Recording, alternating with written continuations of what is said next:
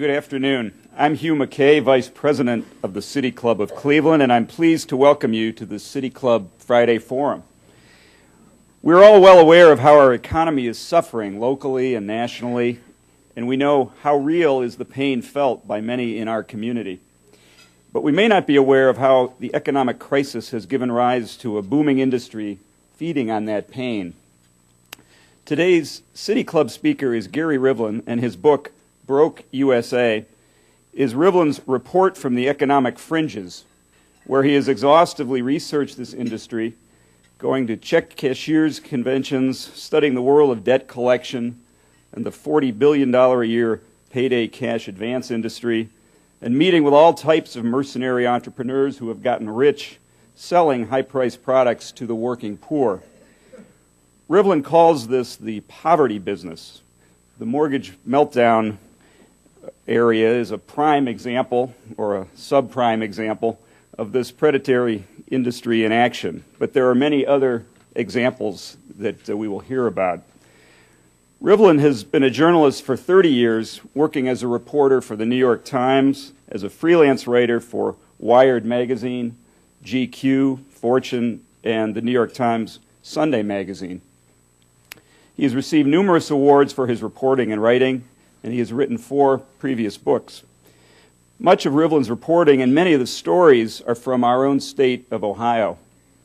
Publishers Weekly has said Broke USA is a superb expose of the poverty business, timely, important, and deeply disturbing. Here to tell us about Broke USA, From the Pawn Shops to Poverty, Inc., How the Working Poor Became Big Business, is author Gary Rivlin.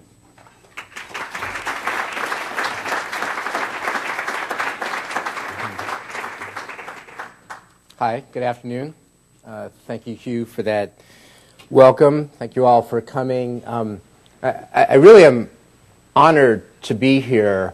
I got the invitation to come to the City Club, and of course I said yes. I mean, I welcome any chance at this moment with a book out to talk about the poverty industry, but then a few weeks later, they send you this packet in the mail telling you about the City Club and how it dates back, this forum, almost 100 years. And they give you the list of some of the people who have been here, and it's presidents and senators and generals and all these big-name dignitaries, world leaders. And, I got it, and I couldn't help but have a first instinct to quote Wayne's World and Wayne and Garth when they are in the presence of a woman they think is a little bit out of their league. I'm not worthy. I'm not worthy.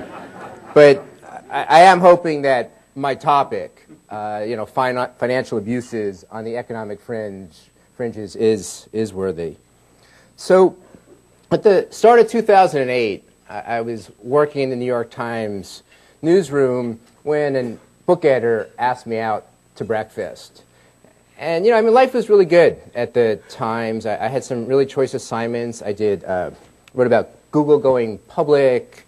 I wrote some of the early stories about Facebook. You might not have ever heard of that, and social networking. I was in New Orleans for 8 months after Katrina, and at the time I was starting to do works with the Special Projects team, but it had been 10 years since my last book, and I'll confess I was itching to do another. I tried on different ideas for a couple of years for next books, and there's none that would pry me away. And this breakfast, I was thinking the same. She wanted a book about life at the bottom of the economic pyramid, but she had in mind much more microfinancing in Mexico or India than payday lending in Slavic Village or West Dayton. But then she started talking about her mom. And her mom, a woman of modest means, had fallen prey to all these businesses. So the two of us just sat there and we're trying to come up with all the ways we could figure out that businesses had figured out how to get rich off the working poor. I mean, check cashing in pawn shops, but also payday loans, rent to own. And so I go into work that day, and I'll confess the New York Times did not really get their money's worth for me, because I was just out on the internet just trying to figure this world out and just realizing, wow, this is not a fringe world the way I thought it was. In fact, eventually I figured out that at its peak, the property business was bringing in more revenues in this country than the casino industry, Indian casinos included, was bringing in. And I was thinking we're heading into a recession, and here's this upside-down world where people with no money is good for business. And I just wanted to figure out what are all the ways these businesses have figured out how to get rich off the working poor, and who are these folks? Who wakes up one day and says, oh, I know how I'm going to make my millions. I know how I'm going to make my mark. I'm going to sell these overpriced financial products to the single mom with 2 kids, cleaning the hotel rooms. And so I literally gave notice 2 weeks later. So the first thing to point out is that, businesses catering to those on the economic margins is not new. We've had pawn shops for centuries. Check cashers started showing up in our cities in the 1930s. Rent-to-own, that strange business of renting your furniture or appliance or TV by the week, that started in the 1960s. But what was different is how this was becoming big business. I mean, Wall Street's paying attention, billions of dollars of money to be made. I mean, it used to be that pawn shops were just mom-and-pa affairs. But there's also nowadays Cash America, a chain of 650 pawn shops that brought in $1 billion in revenues last year.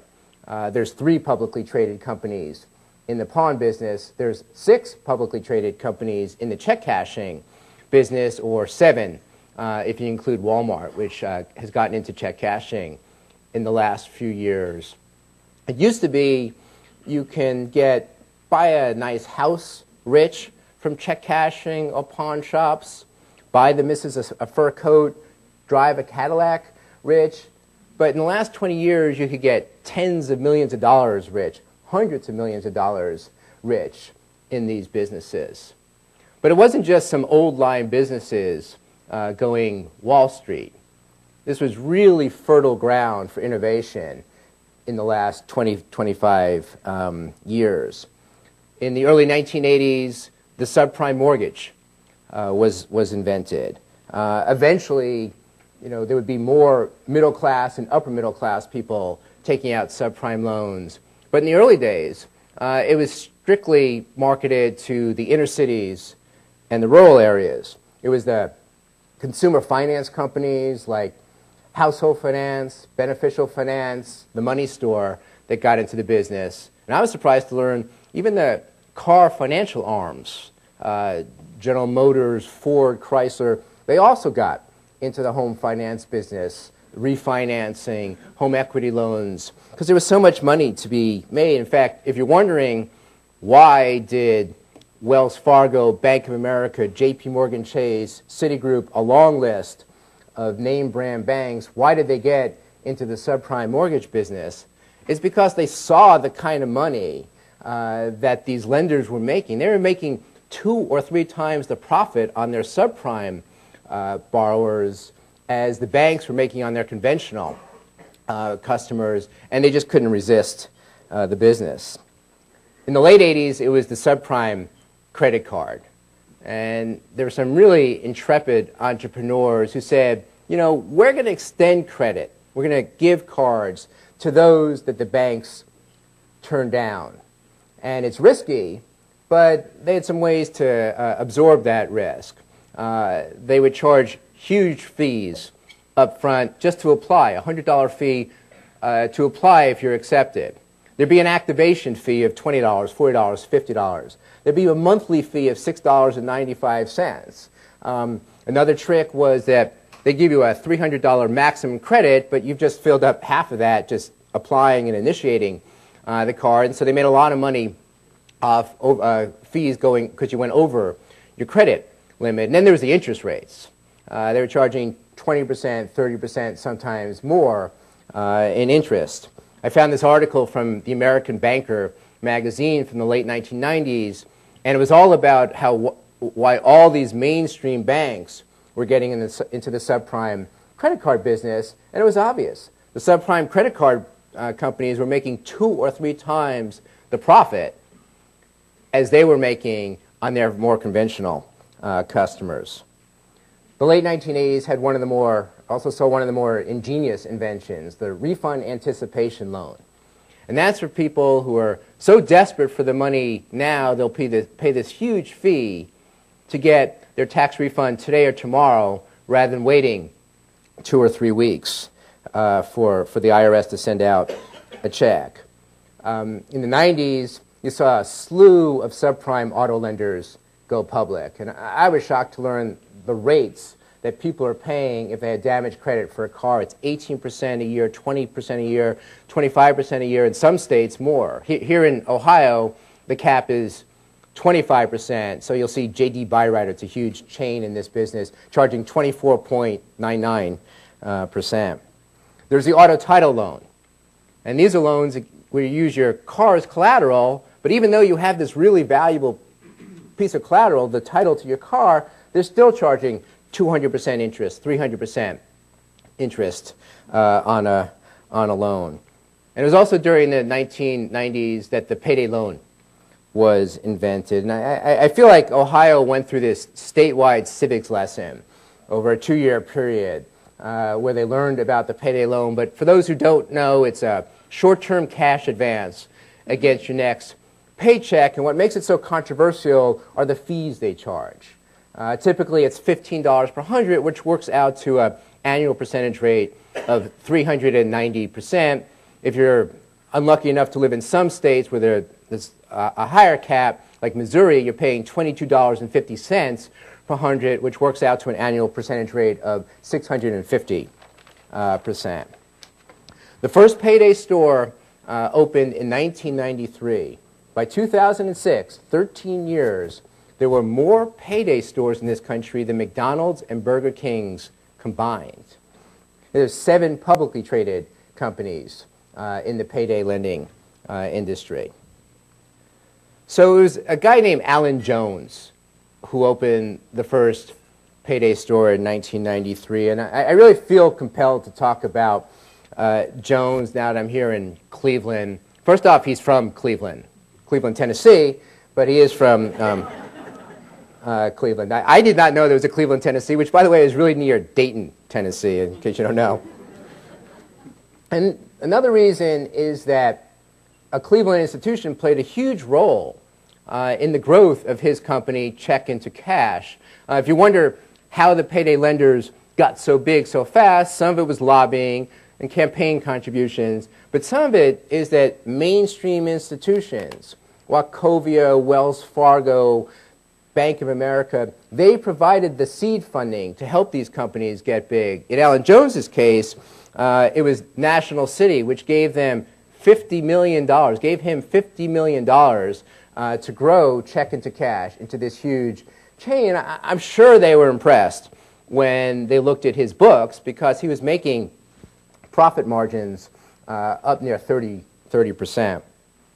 So I spent a couple of days with Jones in that other Cleveland. We went to a wrestling match. He showed me where he grew up.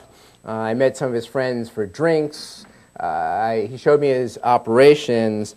And I also had kind of an interesting moment on the car ride back to my car one day. I thought innocently, like, wow, this is a pretty white town for the South.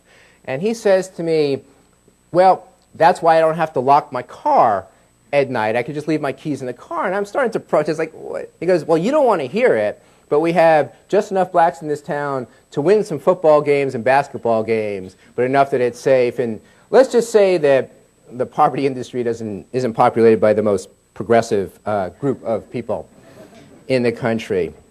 Now, Jones has gotten really, really rich from payday lending. He's got 2 private jets, a Bentley, a vintage Rolls Royce, a Maybach. He bought a 136-foot yacht from the King of Spain, but when that was lost in a fire, he bought a 157-foot yacht. He paid $12 million for a property near Jackson Hole, and when I asked him why, he said, well, my family really likes the outdoors. And then there's his house on a hill overlooking town. It's such a big house that he has 2 elevators in the home. Yet there's something very woe is me about Alan Jones. And when I saw him at the start of 2009, what was bothering him was the state of Ohio. And you all should be really impressed. There was this 2-year fight over payday lending. Some of the people in this room, Bill Faith was involved, and Policy Matters Ohio, David Rothstein was involved. There's a real community effort. Groups got together to take on the payday lenders, and the payday lenders were really threatened. I mean, Ohio was one of their top 3 markets, and they really saw that, wow, if we lose Ohio, this is going to cost us. So there was like a all-hands battle, all this money, and the bill passed the House overwhelmingly. That capped payday lending at 28%. It overwhelmingly passes the Senate. Governor Strickland signs the measure into law, and immediately they have a ballot referendum to undo the law that just passed. Everyone has to gear up again, and there's a ballot referendum, and the payday lenders spend more than $20 million on campaign commercials, and they still lost 62-38. And there was so much that was bothering Jones about that. There was so much unfair to his mind about that. But mainly it was this notion that payday lenders are not making nearly as much money as you think. Sure, he's making 400%, 500% on his money when it's out on the street, but they have to pay for stores and employees, and there's bad debt. And to prove the point, we're eating lunch, he pushes aside the dishes, pulls out his calculator, tells me what a store makes, one of his stores makes in profit in a month, and he starts punching in numbers, and he holds up the calculator and says, look, I'm making under $8 an hour at one of my stores. That's practically minimum wage. Does that sound like a lot to you? So instead of answering, I asked if I could borrow his calculator, and he just told me what he had made, what one of his stores makes in a month in profit, and so I start punching in numbers, multiplying that number times his 1,200 stores, and figured out that he made $23 million in profits that year. He pocketed himself personally $23 million last year from payday, and then I start punching in numbers, more numbers, and I figured out he made $10,000 an hour. And I'll tell you, I didn't answer his question then. Did it sound like a lot of money? But I'll tell you, yeah, that sounds like a lot of money to me. So I try to engage him in a conversation about, well, what's enough? And he said, enough? I have the opposite problem. Look what just happened to me in New Hampshire and Oregon and Ohio. Kept on coming back to Ohio, but I think most of you in this room know that you really don't have to feel too sorry for Alan Jones when it comes to Ohio. Every big chain, including his, is still operating here. Yes, the state legislature was overwhelming in its opinion that you can't charge more than 28% interest. Almost 2/3 of the voters said the same thing, despite all the money being spent. But they're still in business. They don't charge more than 28% interest because that would be against the law. But they'll charge a $15 application fee. They'll charge a $10 credit check fee. The more aggressive among them will give you your check, will give you your payment as a check, and then charge you a check cashing fee. And lo and behold, the typical payday loan is still earning them about 400% APR. I love the quote from Thomas Suds from the Cleveland Plain Dealer about this, like mosquitoes adapting to a new bug spray. So one thing that this book taught me is the poor have a lot of help staying poor. And a really good example of that is rent to own.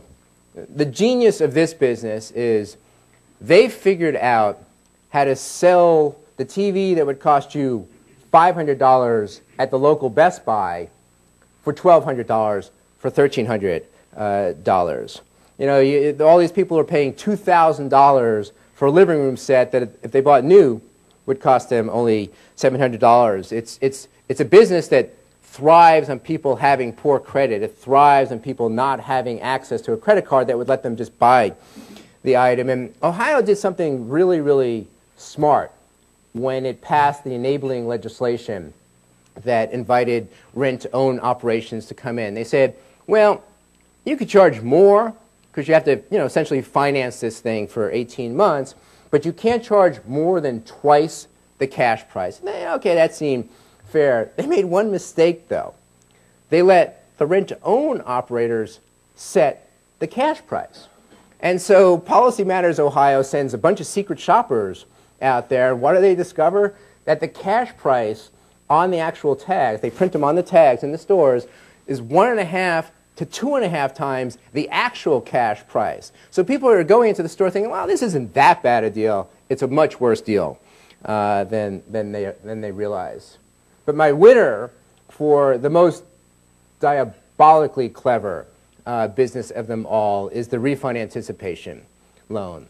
There's one time in the year that the working poor feel rich, and that's tax time. There's the earned income tax credit, which means that if you make $15,000, $25,000, $30,000 a year and have kids, you're going to come into a big tax refund, typically equal to 2 or 3 months of salary. That could be a few $1,000s. And someone making 20 grand a year, that's a lot. And so I really want to track down the guy who came up with this, Ross Longfield at Beneficial. He was very proud of having come up with this. And it is clever. Like, okay, let's put stores in neighborhoods where people have no money, but we'll offer them this product because they're going to be so desperate for this money today that they'll pay anything to get the money rather than having to wait the 2 or 3 weeks because they owe the landlord or they've been dreaming of, as somebody said to me earlier today, they've already spent the money before they've shown up at one of these instant tax mills. And this is a huge business. There's more than 10,000 of these instant tax mills across the country. They bring in $4 billion in revenues, even though this business essentially lasts 1 month. So before taking your questions, I want to talk a little bit about subprime mortgages. And this is one of those stories that there's so many words that have been said about it, and yet, to me, big pieces of the story are being ignored. Race. There was a study by HUD that was published in 2000. And they found out that if you lived in a predominantly black neighborhood, you were 5 times more likely to get a subprime loan compared to you're living in a predominantly white neighborhood. And they said, okay, let's control for race. And if you were African American and making over $100,000 a year, you were still twice as likely to be steered into a subprime mortgage as a modest income white person. And the foreclosure problem, I don't have to tell Cleveland, Ohio, is being felt in neighborhoods of all races, but it's being felt most acutely in the black community. This isn't just history I'm talking about. It's the African American communities that are dealing the hardest with this. There's a character from my book, Senator Vincent Fort, down in Georgia, who's been organizing around foreclosure issues, organizing against subprime mortgages for 10 years, and he calls foreclosures the civil rights issue of our time. There's also an important distinction I think is missing when we talk about subprime mortgages. There's subprime mortgages, and then there's predatory subprime mortgages. I write in the book about a lender in North Carolina who's making subprime loans, but he's charging 1% above conventional rates rather than 5 or 6 or 8% above conventional rates, and he's putting people in homes they can afford. Rather than helping people buy houses beyond their means, he's putting them in houses that cost $50,000, $60,000, $30,000. And what he's seen is nearly half his customers are single women, nearly half his customers are people of color, yet in his first 10 years, he's had 3 foreclosures and only 3 foreclosures. So there's responsible subprime lending, and then there's this other thing, predatory subprime lending. And I feel that despite everything, we're losing sight of this. I can't tell you how many times I hear somebody summing up the subprime mortgage crisis as all those people who bought a $600,000 home with a salary good enough for a home half that size. All these people who used their house as an ATM. They took out a home equity loan to build the second bathroom or to go to Europe. And I don't doubt that that happened. That is a big piece of it. But there's this other, more predatory side. I was writing about people who, it was like out of the movie Tin Men. The home repair guy would knock on the door of a little old lady, convince her like, oh, you could get your roof, your porch, your foundation fixed. Let me drive you over to the mortgage broker, who would then put this woman living on fixed income into a loan with a 20% interest rate, 25% interest rate with these awful upfront fees. If you pay more than 1 or 2% in upfront fees on a loan, home loan, you're paying too much. They were charging 8%, 10%, 15% in upfront fees, taking advantage of people who weren't as financially sophisticated. You know, there's the mortgage brokers. I've used a mortgage broker. A mortgage broker does one and only one thing, I thought. That is, find the best loan for you. But instead what was happening is something called the yield spread premium. So you go, it's basically a fancy word for kickback. Mr. and Mrs. Smith have good credit, and they would qualify for a 7% loan.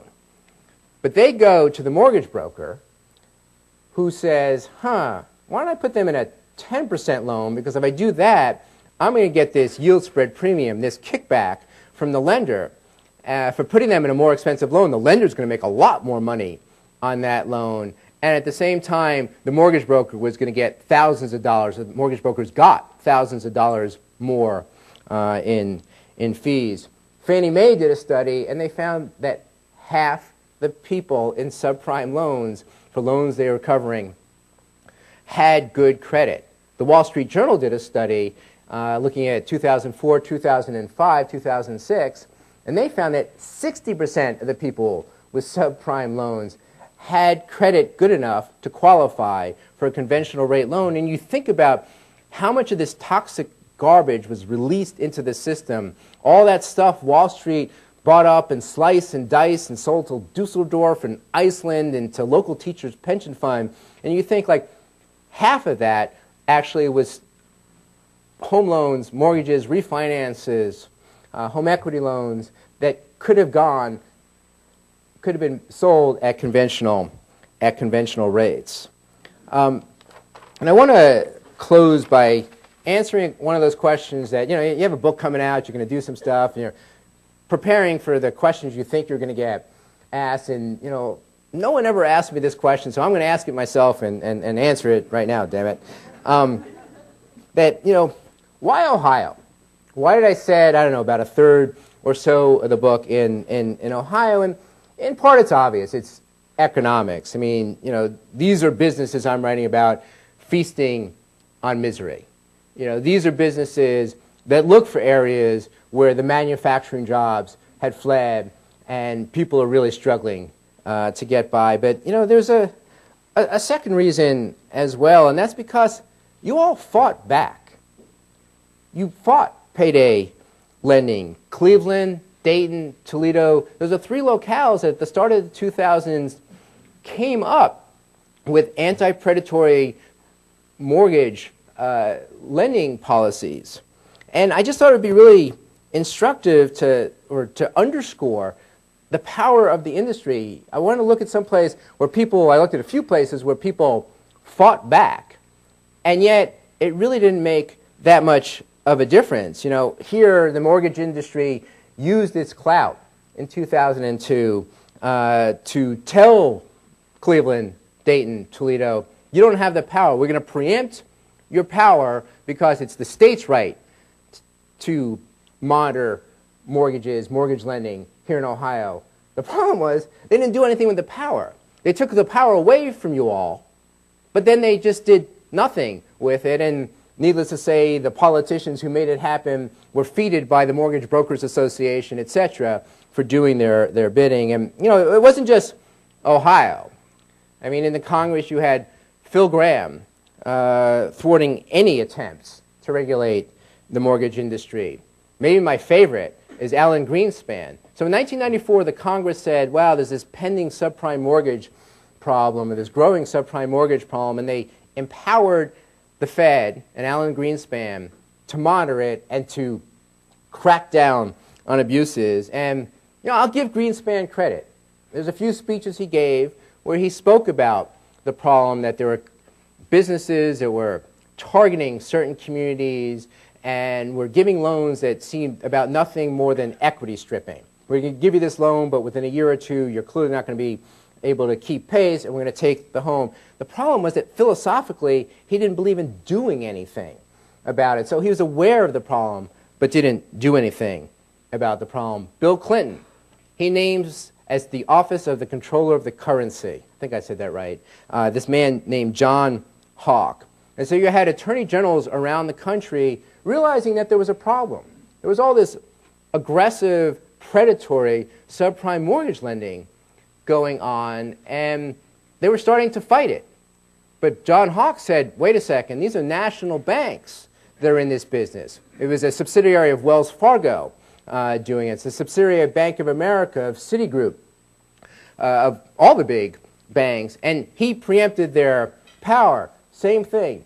He didn't allow the attorney generals to do anything about it because it was his job to do anything about it. But then he turned around and did nothing about it. And that ended up being the most frustrating part of this project. You know, learning what they were doing in Georgia, in North Carolina, in Ohio about the problem. Reading about the congressional hearings in 1994, in 1998, in 2000, in 2001 about the pending subprime mortgage disaster.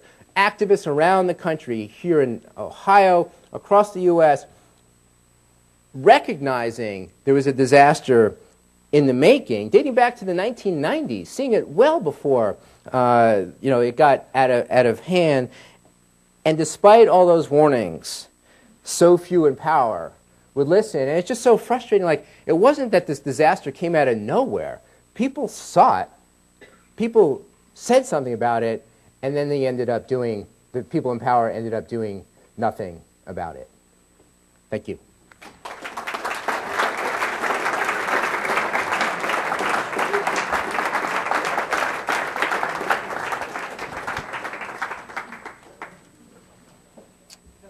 Today at the City Club of Cleveland, we are listening to a Friday Forum featuring Gary Rivlin, journalist and author of Broke USA.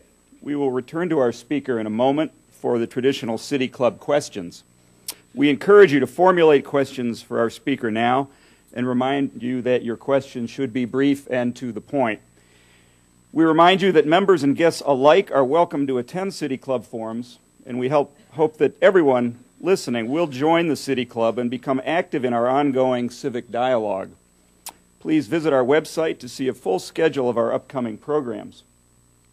We welcome all of you here and those listening to WCPN 90.3, WCLV, WTAM, or one of the many radio stations across the country. Our television broadcast partner is WVIZ PBS, IdeaStream. Television broadcasts of the City Club are made possible by Cleveland State University and PNC. Our live webcast is supported by the University of Akron. Today is the annual Forum on Leadership, made possible by a special memorial gift from Colleen Shaughnessy's family and friends. Joining us today at the head table is Dr. J. Gerard Sheehan, Dr. Julie Keller, and Michael Crystal. Will you please stand to be recognized for your support?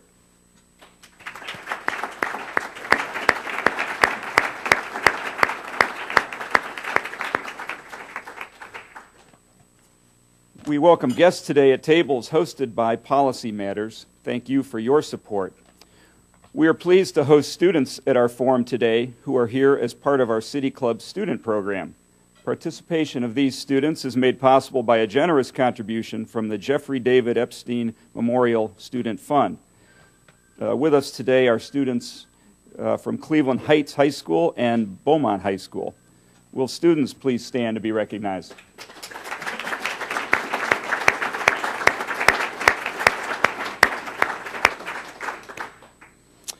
Now we would like to return to our speaker for our traditional City Club question and answer period. We welcome questions from everyone, including guests. Holding the microphones today are City Club Development Assistant Lucille Barbati and Program Director Carrie Miller. First question, please.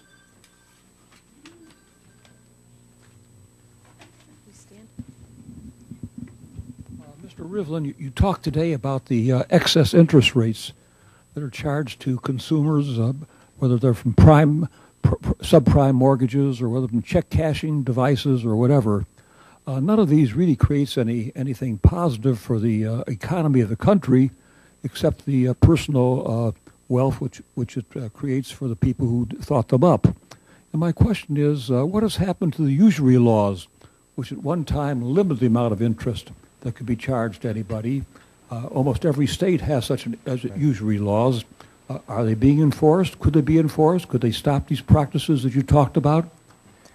Right. So the Ohio is a perfect example of that. Ohio has a usury cap of 28%, I believe, but the payday lenders for all those years were able to charge interest rates close to 400%.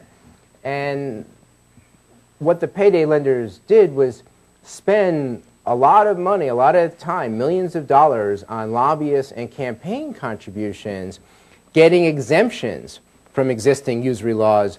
Their argument was, well, these are short-term loans of 2 weeks.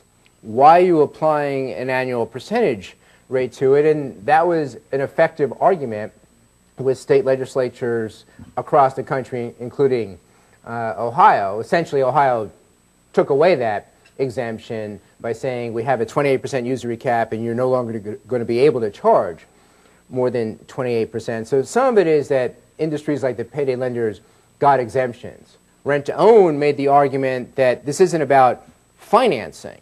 So even though they're charging an interest rate essentially well above 28% or whatever the usury cap is, they made the argument that these are lease agreements. These aren't financing agreements. And there's 2 or 3 states around the country that didn't agree with that argument, but most all of them, including Ohio, did go along with that structure. The credit cards. Have you ever wondered why most of us send our credit card bills to South Dakota, Nevada, Delaware? That's because in 1978, the U.S. Supreme Court said it does not make a difference where you as a consumer with your credit card is sitting. It only makes a difference where the bank had its headquarters. So suddenly Citibank in New York City, where I am, their headquarters was now South Dakota, at least for their credit card division, because they wouldn't have to abide by the existing usury laws. Last example, the subprime mortgages. So most states had in place a cap on the rate a home lender could charge, typically about 10%, 12%. They also had in place a cap on the fees you could charge, and that was typically 1%, no more than 1% cost of the loan. But along came deregulation. In 1980, the federal government preempted, there's that word again, the states from putting any cap on a home loan. And so that's why you saw the household finance, the money store, Beneficial, General Motors, Ford, Chrysler get into this business, because suddenly the sky was the limit. And in fact, they were typically charging 18%, 20%, 25% for a home loan, because the U.S. government, in its wisdom, removed any cap on the home mortgage rates. And so we do have usury caps. And the usury caps apply to certain things, but there are all these carve-outs, there are all these exemptions to the usury caps. And I should also point out that Dick Durbin from Illinois, powerful senator from Illinois, he, for the last few years, has had a piece of legislation that would impose a national usury cap of 36%, high, but not high by the standards of some of these businesses we're talking about. I mean, pawnbrokers charge between 60% and 300% a year for a loan. These refund anticipation loans, the basis of these instant tax mills, they're charging typically fees in the 60% to 150% area. So if this passed, those businesses would have to greatly change what they're doing or go out of business, but so far it has gotten nowhere, Mr. Durbin's legislation.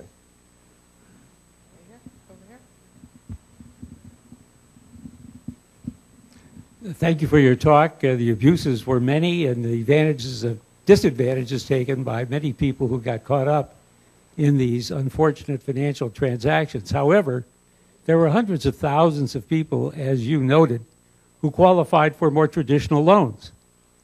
Why didn't they get them? Why didn't they apply for them? I mean, in part, I would say deception. Like I said, I went to a mortgage broker. I thought the mortgage broker's job is to find me the best deal. And yes, the people should have done a little bit of investigation on that front. But, you know, you got busy lives, you got kids, you got whatever, and, okay, you go with that deal. But, you know, I think I need to underscore that there was another aspect to this. I opened the book by telling the story of this couple from Dayton, Tommy and Marsha Myers. Tommy was a truck driver, Marsha worked part-time in a school cafeteria in the Dayton area. And, you know, they had a conventional rate mortgage, but Marsha got sick, congenital heart problem. They lost her salary for the better part of a year. They came up with, they had about $10,000, a little bit more, in credit card debt. And suddenly their phone started ringing. There are all these companies out there that were buying the lists of homeowners who had a lot of credit card debt. And so he gets this call, Tommy Myers gets a call from Household Finance. And he's got a 7% mortgage, and, you know, he's paying 10, 12, 15% on his credit cards. And the guy says, I'll give you 7.2%. And you refinance, and actually that's a very good deal. The problem was that it wasn't 7.2%, it was fraud, it was a bait and switch, it was 13.9%. The loan had 8% upfront costs, it had all these other fees packed in, and, you know, I come in and I might not know what to think. He says the guy told him 7.2%, but here his paperwork says 13.9, except for thousands of people told that story. I talked to other Household Finance customers who got taken the exact same way, and 44 state attorney generals around the country took on Household Finance for exactly this kind of deception. So there was some ignorance, but I really think you've got to pay attention to the kind of aggressive deception that was going on. The guy from Household Finance, the top executive, said, it's all push. No one applies for a loan. It's all marketing. In fact, the brilliance of Household Finance from a business point of view is that they raised the interest rate and at the same time said, let's put more money into marketing. And even though they were charging so much more than other companies, their volume soared because they were calling people so aggressively, they were baiting, switching people so aggressively. Within 2 years, its stock doubled. So there is a big fraud component that can't be ignored in the subprime mortgage story. Hello, Mr. Rivlin. Thank you for coming today. You call subprime mortgages, or foreclosures rather, the civil rights issue of our day. And since that's the case, I think I'm just wondering if, as such, lawyers should be involved in this directly. And that is, I feel as if these folks, or people who are subjected to these sort of subprime loans and have foreclosures, need an advocate. Mm-hmm. That's the bottom line, it seems to me. Mm-hmm. And I'm just wondering if they cannot stand up for themselves, and if the government will not change, and furthermore, businesses are in business to make money, and they're going to do that. And if we can't regulate them, my question, again, getting back to it, is do we need lawyers standing up for these people, perhaps a large cadre, a large army of lawyers?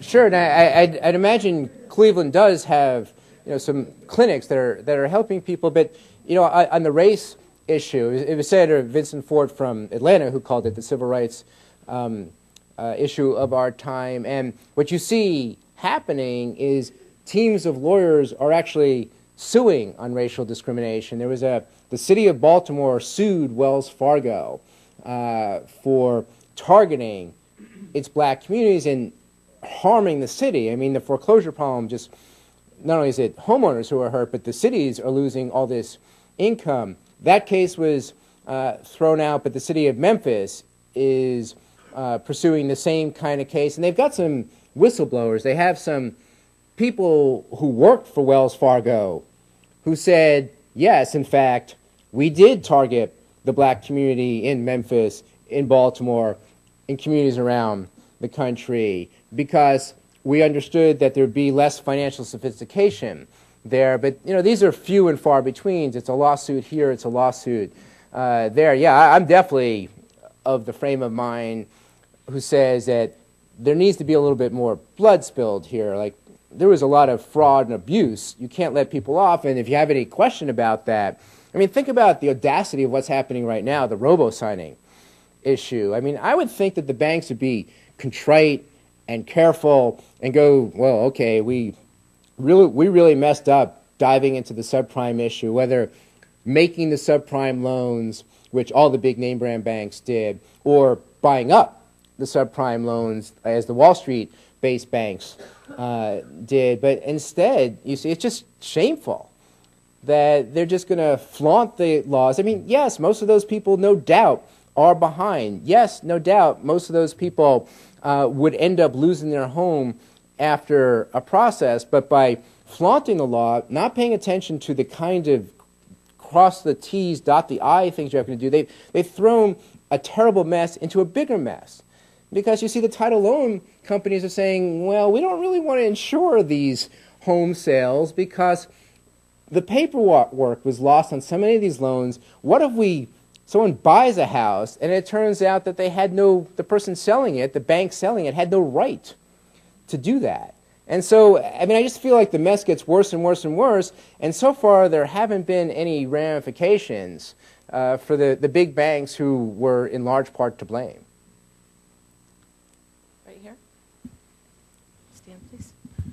Thank you for a very powerful message. My question is, where do Publishers Clearinghouse and state lotteries fit in your radar screen?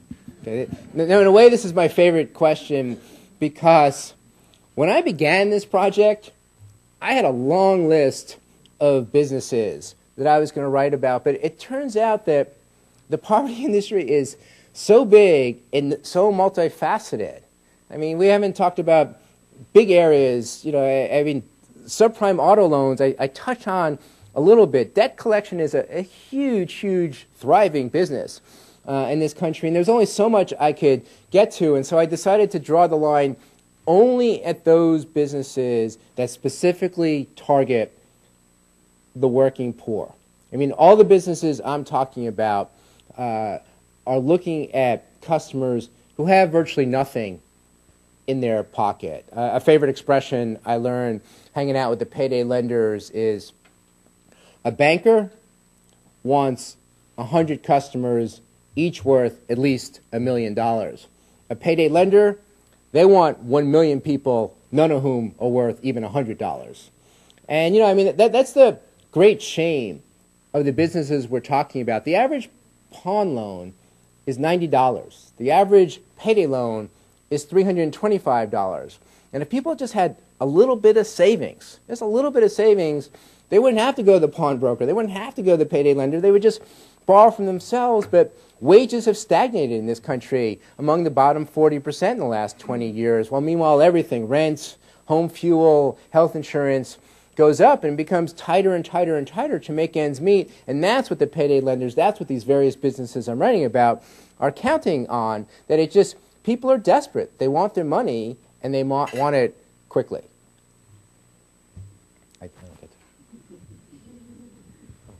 Thank you for your sharing with us today.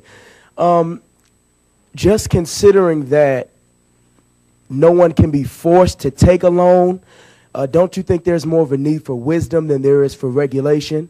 And then also, kind of along those same lines, how can we educate the masses so that they know the situation, so that they can make smart choices, so we can be more proactive as opposed to reactive?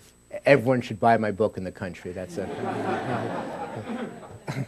Yeah, I mean, education is a huge piece of it, and it was really fun working on this project, learning some of the creative ways educators were coming up with to teach this stuff. Like, okay, we'll split half the class, your renters, and the other half, your homeowners, and see the power of building up equity. Some basic stuff like teaching check writing. There's a lender I know in New Mexico, and before you can buy a house, they're going to work with you. It's for low-income people. They're going to work with you for 6 months, for a year, to teach you good habits, to teach you some of the basics you might not have learned. So education is key, but I really don't think you can underestimate the power of regulation. I actually went into this project thinking a payday loan makes sense, right? What do you do? Your car breaks down. You don't have a rich uncle. You don't have a credit card.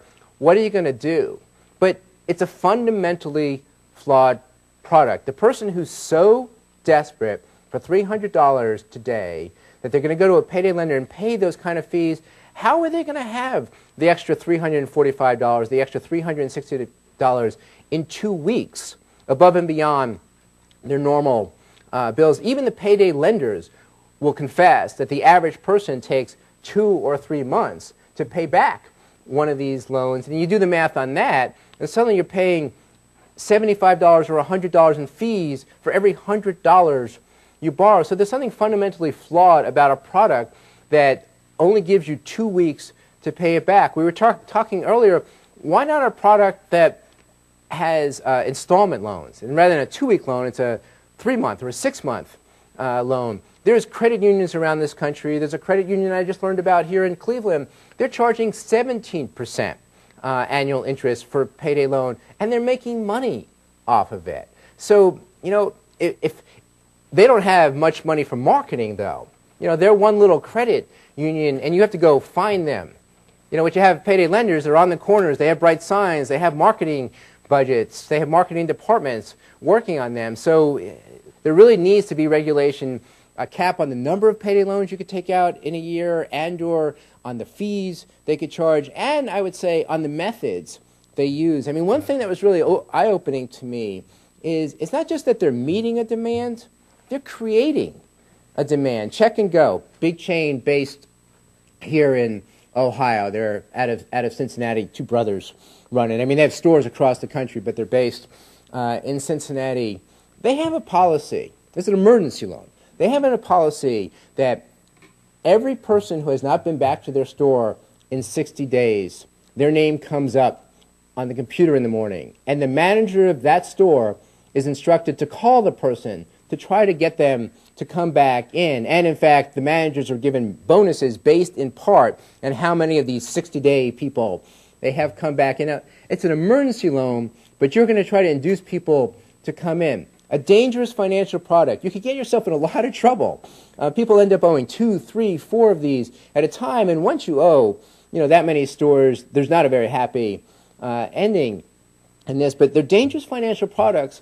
And yet, you come into a Check and Go store, manager of one of their stores for 10 years told me, and they're instructed to point out no less than 3 times, here's the maximum you could take in. I come in, ask for $200, the manager's going to say to me no less than 3 times, well, Gary, you qualify for $500. Well, that's okay. Well, but it says right here on the contract, you qualify for $500. And so they're trying to induce people. I mean, it's to me the moral equivalent of a bartender saying, you can have a triple. No, I just want to have a beer. No, well, I'll give you 3. I mean, this is not just cereal. This is not just soap. This is a product that may or may not be necessary. We could have that debate. But there's no doubting that it's a ridiculously expensive product that has destroyed so many lives. A favorite statistic of mine, there's 4 states in this country that monitor payday usage. And they all have the same finding. 1 in 5 people has a payday loan for at least 21 out of the 26 2-week periods for the year. There's 10 million people in this country at least who take out payday loans. 1 in 5, that means 2 million people essentially have a payday loan out for the entire year. So that same $500 they're paying fees on for the entire year. The payday lender says, hey, why are you expressing our fees as an annual percentage rate? And I say, that's because there's at least 2 million people a year who are paying 400%, 650% for their money. That's on a $500 loan, that's $2,000 $100,000 in fees. And of course, we're talking about the people who could least afford to pay those kind of fees.